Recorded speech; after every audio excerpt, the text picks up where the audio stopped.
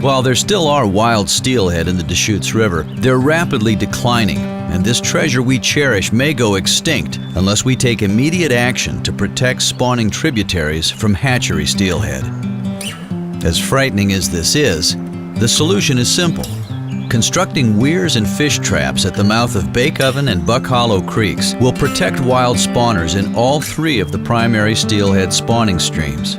A weir was put in on Trout Creek a few years ago and excludes hatchery steelhead spawners from that important spawning stream.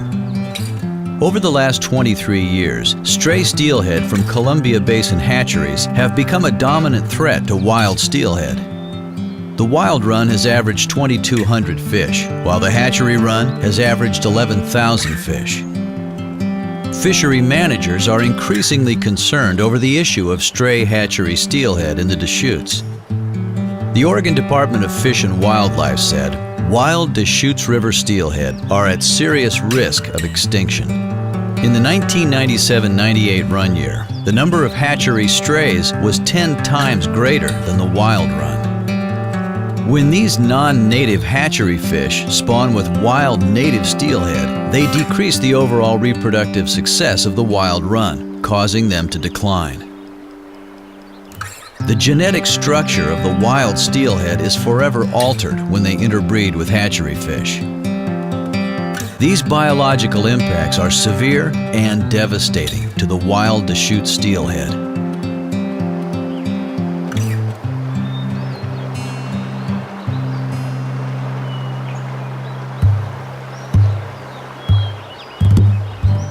These wild fish contribute far more to the angler's catch than hatchery fish.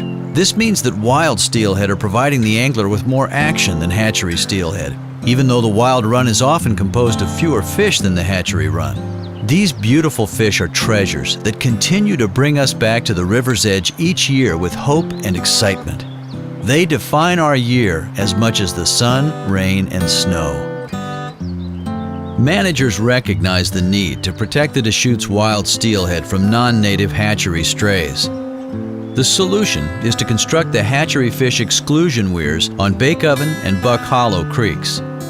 The cost for each weir is $150,000, and the operational costs are about $30,000. The total cost for both creeks would be $330,000.